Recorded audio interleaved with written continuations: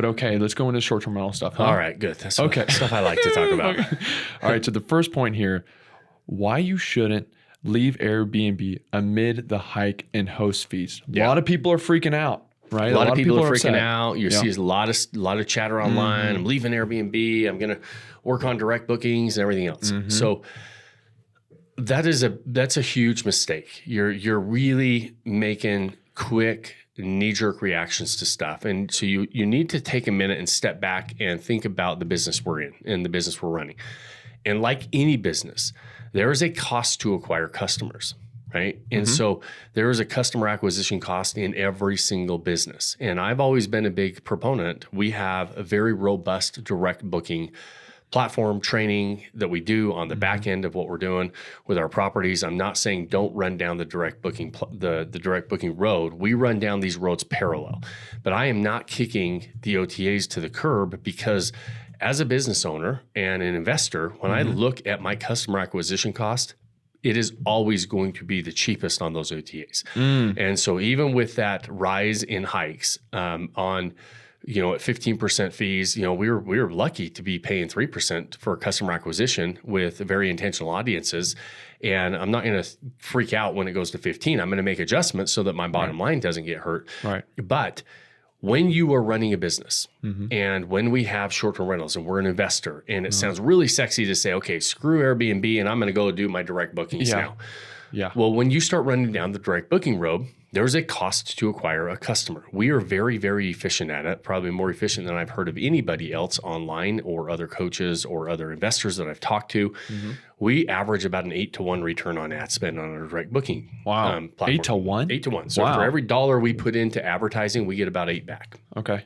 So that's been over the course of years and years and years. And so we've been doing very well with paid advertising on 8-to-1. Now on there's some markets and some properties that we see somewhere around a 4 to 5 to 1, right? And so, but let's say at the very best scenario, an 8-to-1, that means it's costing me about 12% of my of that $100 is going out, and to put one in and get 8 back. Every $100 I make, it costs me about $12, right? So that's pretty dang close to what I'm paying Airbnb. It's a little bit less than that on the best case scenario.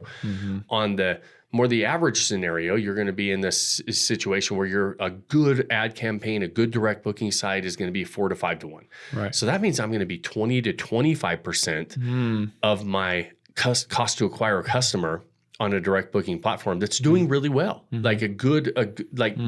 So here's the situation. Those OTAs, when Airbnb makes a change like that, why do we like the OTAs? The thing I love the best about the OTAs is that I can go in, and they've spent billions of dollars building this customer base of a very intentional audience, audience that is interested in booking properties to rent and stay at, right? And so for me, if I am an investor and I have a property that I'm looking for those types of consumers, if I can go tap into that customer base for a fee, and they charge me that fee, and they say, hey, listen, Sean, we're going to charge you 15.5% for every, for all the dollars you make, it's going to cost you 15.5%. When I look at that and I get mad because it went from 3 to 15.5, it seems like a huge hike, but it feels like if I feel like I don't want to pay that, when I really look at it and peel back the layers of the onion on what it costs to acquire a customer, that's a really good return on my money. Now, what happens with the OTAs is they charge us after we make money, after we've already got a booking. They don't charge me anything to get beyond there, to be exposed to their customers, everything else. When I'm on my direct booking platforms, guess what? Facebook and Instagram and Google, all of those places where we're putting our ads out and we're paying them to get in front of their customer base, they charge me whether I book or not, right? And so they're going to be charging me whether I book my property or not. And they're also they don't have any platforms or audiences that we're tapping into that are very intentional like they are on Vrbo and Airbnb and everything else. So it's harder to stand out, right? Think about when you're on Facebook and Instagram or Google and you're searching stuff, you're not there intentionally looking to book a vacation rental. You're doing a whole bunch of other stuff.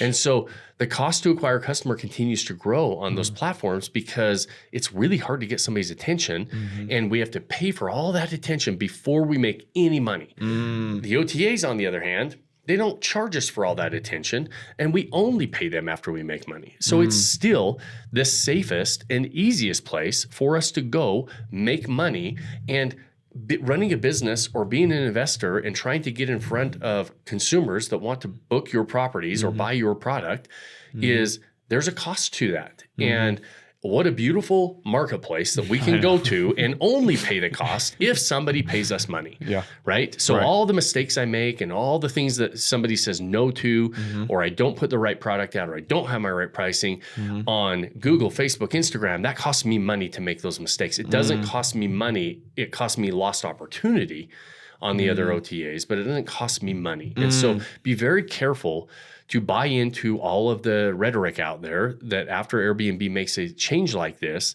that you're saying, oh, fine, I'm done with Airbnb. This is the last straw. I'm running down another road. We should have been running down that road the whole time, but don't throw the baby out with the bathwater, right? And so, is that what they say? I think so. That sounds about right. Yeah. I think right. I think I was going to go with it either way, man. All right. I think they say that.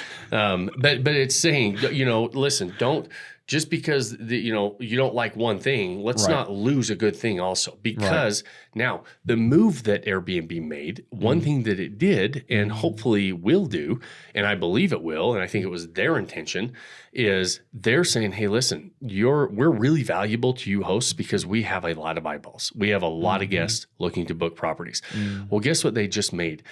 One of the biggest complaints that guests have is they don't like being nickel and dime to death on fees. And so they say, hey, listen, why don't we remove that, make it a better guest experience? And so hopefully you get more exposure and you get more guests coming to that platform, and you might see other hosts or other platforms make similar changes, because if it works for Airbnb and they start to gain market share with guests coming over and saying, hey, listen, we like this. We like this experience that we're having done here now. We can go check out properties. Now you can check out experiences, you can check out services, and you can kind of have a one-stop shop for an amazing experience. And it's not going to cost you a whole bunch of fees. All you're paying is whatever the host or the service fee provider is charging, and then we take care of the fees. But it's a customer acquisition cost. Just look at it from a business standpoint and say, hey, listen, I'm going to allocate 15 to 20% of my revenue toward customer acquisition, and then you can go play on whatever platform you want to.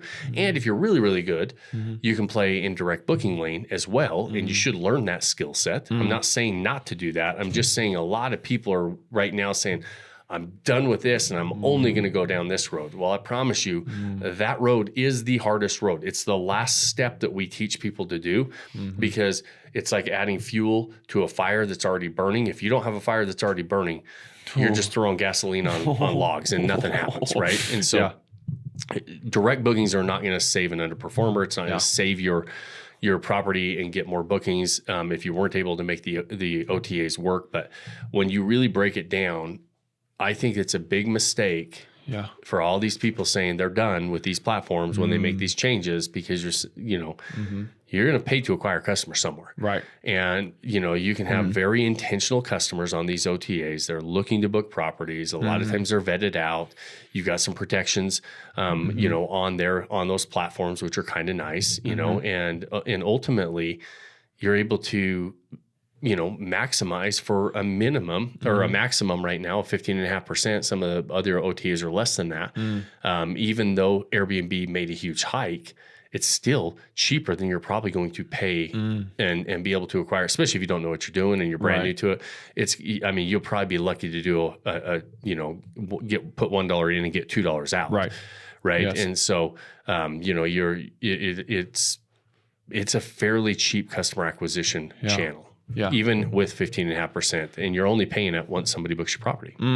Okay, I came up with 3 points while you were going. Let's see if you agree or what you think about my first point here. Okay, you may completely disagree. I'm curious. A reason you may want to stay on the OTAs also is because with Vodyssey properties, they stand out so well against the competition. The consumer can clearly see a difference as they're scrolling through properties. They can clearly go, okay, that one's way different, right? Whereas if you're just posting it, say on like a meta ads, and someone's scrolling on Instagram or Facebook, and your property pops up, you got to think about what they're seeing on social media. They may be seeing some insane stuff on social media, or they're not even thinking about it at the time, and they'll just go right by it.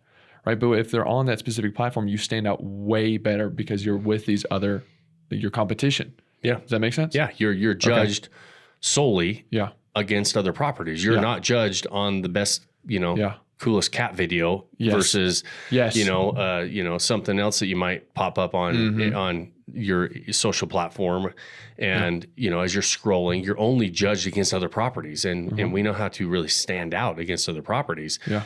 And like to your point, you've got a lot of extreme stuff on social media that you got to stand out. And even though we might have extreme properties, sometimes they pale in comparison to some of the crap you find on social media. Yeah, exactly. The thought process, like as far as attention grabbing stuff. People are there for a reason, right? So you can they're at least in the mindset of looking at this, whereas on social media they're not even there. Right. My thought process on the next point here, I look up Vrbo. Yes, Vrbo now shows all mandatory fees, including the upfront price displayed to travelers, right? So they're showing the fees. Why aren't people having the same kind of reaction to Vrbo then, just because of Airbnb's their hike? Well, I think you're reading that a little bit. So what happened is they are showing them. Right. Vrbo's showing all the fees. Right. But they're still getting, the guest is still paying some of them. I see right? now. So they're not, Okay. they're transparent with the fees, but on Airbnb, what Airbnb made is a guest sees no fees because they're not getting charged any fees. It's a host fee that's on the back end that's getting charged to the host. So the guest is not seeing any fees. They're not getting charged a bunch of extra fees. They're still getting charged taxes. But cleaning and all the fees are included in that nightly rate. And so everything's included, where Vrbo is saying, hey, we're transparent. We're showing it all. Yeah. But you're gonna see the breakdown of your nightly rate, Yes, your right cleaning there. fees, you'll see full cost breakdown before me. Yep. Yeah. So that's a difference there.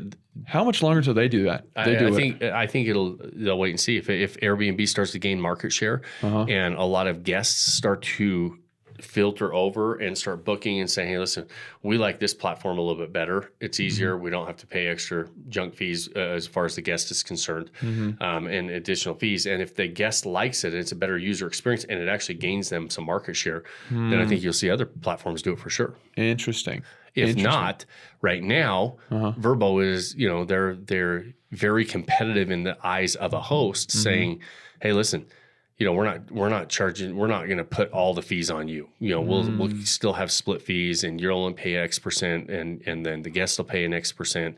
And so now so their argument could be to the host, and naturally is right now just a pricing deal, is saying, hey, listen, we got a lot of people on this platform as well. Come over here, put your properties over here, and now all of a sudden you don't have to pay as much to book a property.